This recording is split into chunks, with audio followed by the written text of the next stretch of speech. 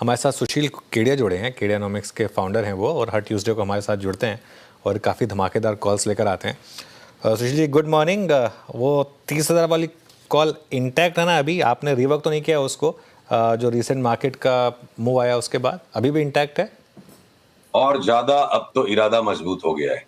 अब तो चार्ट्स कह रही कि या तो इस साल तू माला पहनेगा या तेरी फोटो माला पहनेगी। अक्रॉस द बोर्ड तेजी है। मैं थक गया पूरी रात कल काम करके कि ऐसे कौन से स्टॉक्स है जिसमें शॉर्ट करके 5% से ज्यादा कमाने की जगह नहीं दिख रही है जगह।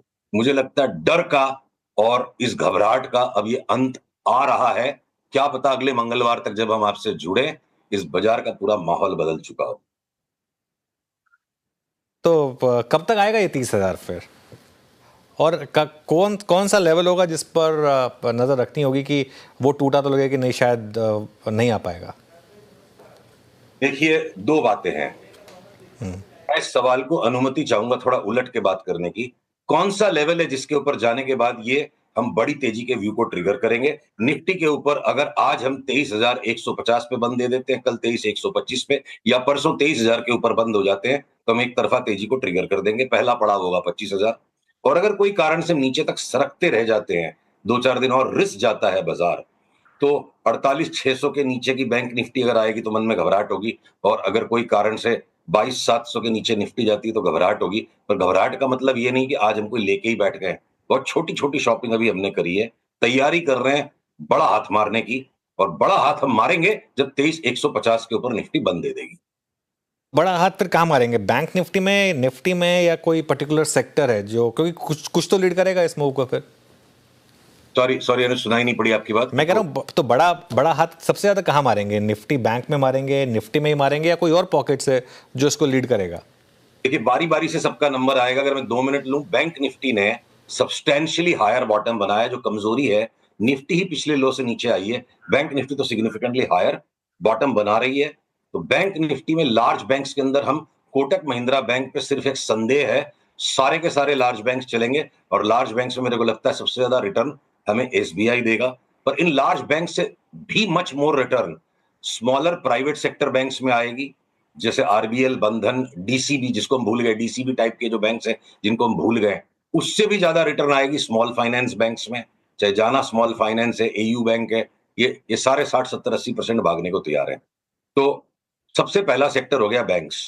उसके बाद अनुज, रियल एस्टेट के अंदर भले ही आज बॉम्बे में विले पार्ले के आउटराइट के भाव घटने लग गए और लोअर परेल में भी सैचुरेशन आ गया, तो ये भाव का सैचुरेशन है। भाड़े हर जगह चारों तरफ बढ़ रहे हैं सारे मेट्रोज में। मुझे लगता है एक ग्रैंड फिनाले रियल एस्टेट का बाकी है। और रियल एस्टेट के स्टॉक्स में डीएलएफ जैसा हाईएस्ट वेटेज स्टॉक 50% अगर बढ़ेगा, ओवरऑल 65% बढ़ेगा, और अगर गोदरेज प्रॉपर्टीज 75 बढ़ेगा, तो शोभा जैसे स्टॉक्स 2 गुना 2.5 गुना भी हो सकते हैं, जो छोटे वाले non F and O stocks है। और रियल एस्टेट के साथ साथ एलआईसी हाउसिंग फाइनेंस और हुडको जैसी हाउसिंग फाइनेंस कंपनीज हमें यहां से डबल होते दिखती है। तो ये हो गया रियल एस्टेट, बैंकिंग।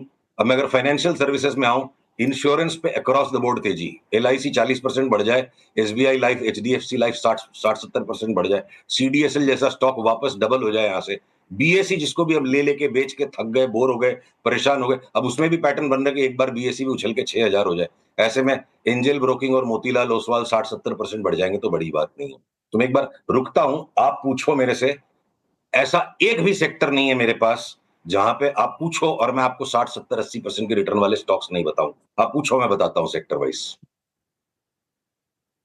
आते हैं फिर ऑटो पे काम करते हैं। सुशील जी, ऑटो पे आपका टेक क्या है फिर? ऑटो के अंदर देखिए, हमारी इस वक्त टॉप 4 पिक्स जो हैं, TVS Motor already substantially higher bottom बना चुका है। बजाज ऑटो और Hero MotoCorp minor higher bottoms बना चुके हैं।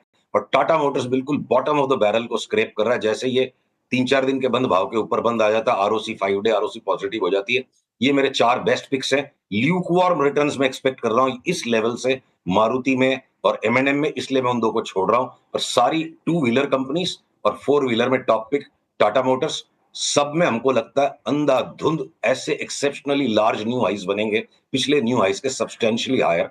तो ये हो गए हमारी 4 पिक्स ऑटो में।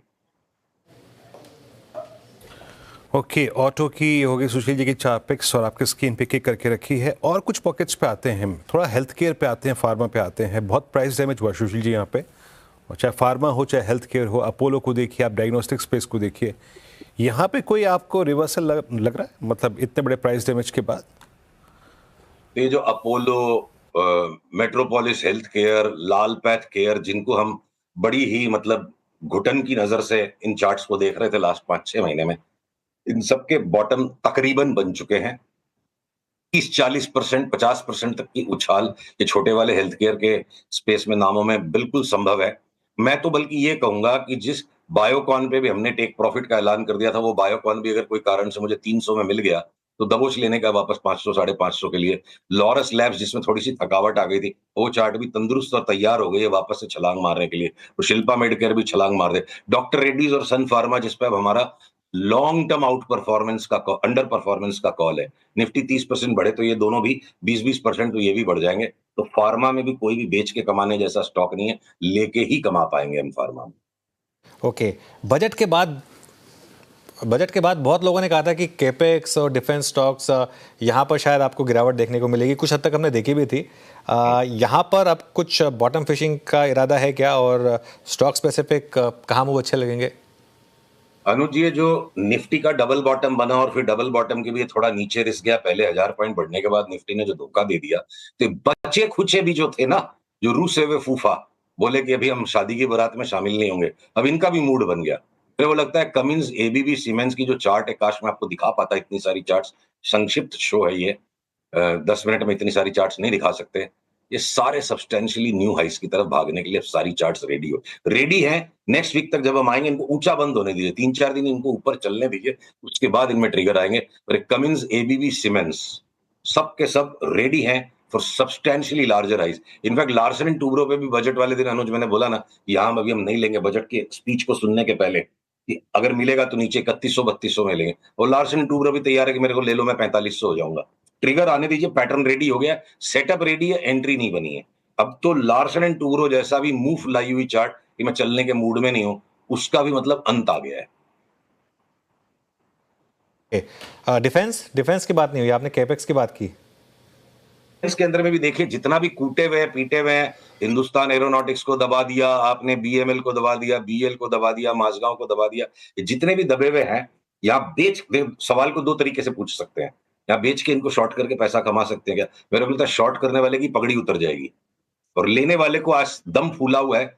नेक्स्ट वीक इन पे बात करेंगे ना, हो सकता है नेक्स्ट वीक तक इनमें सब में बड़ा भाई आ चुका हो, और अगर यहां से जो भी रिवर्सल आएगा, सब के सब सब्सटैंशियली न्यू हाइज में जाएंगे, खाली पुराने हाइज के ऊपर नहीं, सब्सटेंशियली हायर जाएंगे डिफेंस के स्टॉक्स।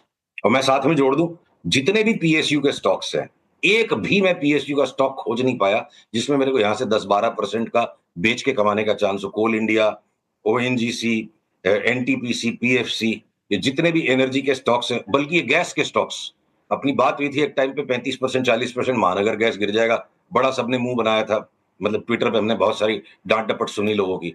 गैस के सारे स्टॉक्स न्यू हाई पे भागने के लिए तैयार है, पता नहीं क्या आने वाला है। और उसमें सबसे बेस्ट पैटर्न इंद्रप्रस्थ गैस का है, परेशान करते करते गुजरात गैस भी एक नए हाई पे चला जाएगा। तो गैस के stocks, HPCL, BPCL, ONGC, IOL, coal India limited, NTPC, PFC भागेगा।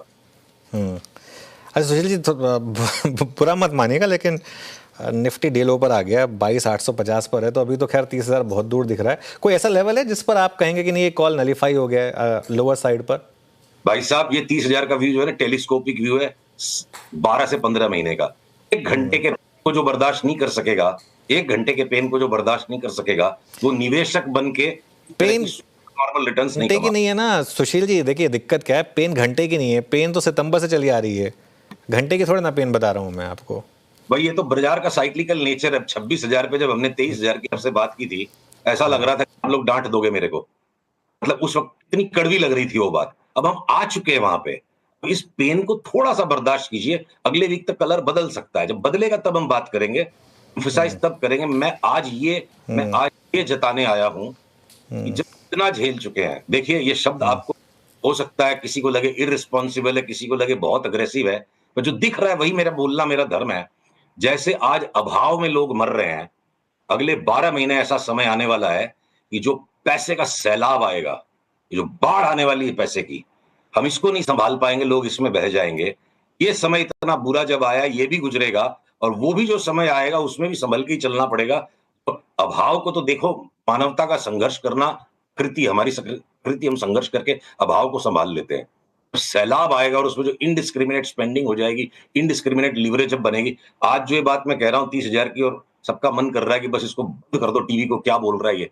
30,000 पे जब मैं बोलूंगा कि मार्केट गिर जाएगा वहां पे भी कोई बिलीव नहीं करेगा। तो ह्यूमन नेचर है, ह्यूमन नेचर है, मतलब क्रॉस द बोर्ड। अब मैं आपको बताऊं, स्टील स्टॉक्स, जो स्टील पे बात नहीं हो पाई, स्टील पे भी हमने आपसे 10-15 दिन पहले बोला जिंदल के नाम अब हम नहीं लेंगे। अब जेएसडब्ल्यू एनर्जी और जिंदल स्टेनलेस में भी ऐसे पैटर्न्स बन गए। बस हम ट्रिगर के वेट में अगले मंगलवार तक हो सकता है पूरे बाजार का कलर चेंज हो जाए। अगले मंगलवार को आप मेरे को पूछोगे नहीं कि तेजी है कि नहीं, आप यही पूछोगे क्या लेना है। मेरे को ऐसा लग रहा है, देखते हैं अगले मंगलवार क्या होता है। तो जेएसडब्ल्यू एनर्जी और जिंदल स्टेनलेस में भी वो पैटर्न रेडी हो गया कि यहां से डबल हो जाए। तो यार बहुत बड़े बुल रन की तैयारी कर रहा है।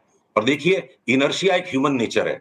अब अगर गवर्नमेंट ऑफ इंडिया का out of phase, out of the world की साइकिल से अगर हम अलग हो गए, टैक्स कट, रेट कट, अब हमारे यहां से अगर सीरियस गवर्नमेंट स्पेंडिंग सामने आ जाती है, और एक बहुत महत्वपूर्ण बात है जिससे एक बार के लिए मैं अपना बिंदु समेटूंगा, लॉन्ग रन में तो रुपया डिप्रिशिएट कर रहा है डॉलर के सामने, और लॉन्ग रन में स्टॉक मार्केट में भी बेतहाशा तेजी है। पर ये बेतहाशा तेजी जो लॉन्ग रन में आ रही है, अगर मार्केट टाइमिंग का लाभ लेना है तो 70 to 80% रिटर्न स्टॉक मार्केट की उन 4-5 महीनों में आती है, साल डेढ़ साल में, उन 4-5 महीनों में आती है जब हमारा रुपया बेतहाशा मजबूत होता है और डॉलर का करेक्शन होता है। किसी को पता भी नहीं चला, बात भी नहीं उठी, इतना हम परेशान हो चुके हैं शेयर बाजार से। लास्ट 7-8 दिन में रुपया कितना स्ट्रांग हो गया।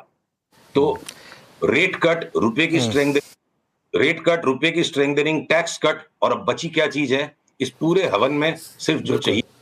नहीं बिल्कुल नहीं, आपकी बात सही है। देखिए सुशील जी, असल में होता क्या है, देखिए पहली बात तो मैं खैर किसी को डांटता नहीं, और ना ही मैं मतलब आप तो खैर उम्र में मुझसे बड़े हैं तो मैं आपको क्यों डांटूंगा। और दूसरी बात, बिल्कुल कॉल सही होती हैं, और आपकी कॉल जब सही होती है तो हम अप्रिशिएट भी करते हैं। लेकिन मैं सिर्फ इसलिए पूछ रहा हूँ क्योंकि वो 30,000 का कॉल आपका है, लेकिन आप हमारे चैनल पर ले रहे हैं, तो एज अ रिस्पॉन्सिबल एडिटर मेरा भी एक फ़र्ज़ बनता है कि पूछूं कि कहाँ वो कॉल गलत हो सकती है। तो इसके लिए मेरा व्यू था वो 30,000 की कॉल, हमको शब्दों को चेंज करना चाहिए जिससे सारे लोग सावधान रहें। 30,000 तक की संभावना को मद्देनजर रखते हुए कि जब इतना बड़ा मौका बन सकता है, यहां हमें हिम्मत करनी चाहिए। 30,000 के लिए शॉपिंग अभी शुरू नहीं हुई है, काम टुकड़े टुकड़े में करना पड़ेगा। 23,150 के ऊपर गया तो हम 25,000 की कॉल लेंगे। 25,000 के बाद जब करेक्शन आ जाएगी 500, 700, 800 पॉइंट की, फिर दोबारा से रिव्यू करेंगे। 30,000 तक की जगह है।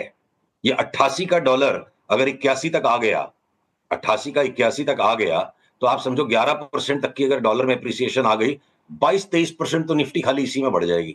साथ में आपकी टैक्स कट, रेट कट, और गवर्नमेंट ने अगर दबा के स्पेंडिंग कर दी, 25-30% के रिटर्न बनने में टाइम नहीं लगेगा।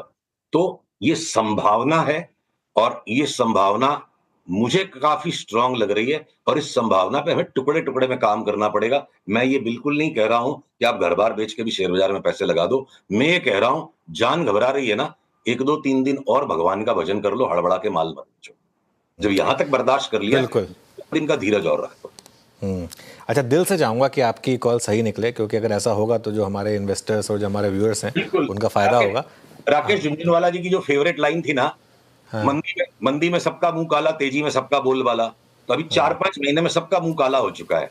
अब हिम्मत का मुंह काला करा लिया हमने, हिम्मत करो, शांति रखो थोड़ी सी, हो सकता है वापस से बोलबाला आ जाए। वही है, बस हिम्मत थोड़ी सी टफ है इस मार्केट में। चलिए सुशील जी, बहुत बहुत शुक्रिया आज हमारे साथ जुड़ने के लिए। अगले मंगलवार आपसे फिर एक डिटेल डिस्कशन करेंगे। आज हमारे साथ जुड़ने के लिए शुक्रिया। वीरू और मैं अब आपसे इजाज़त लेंगे।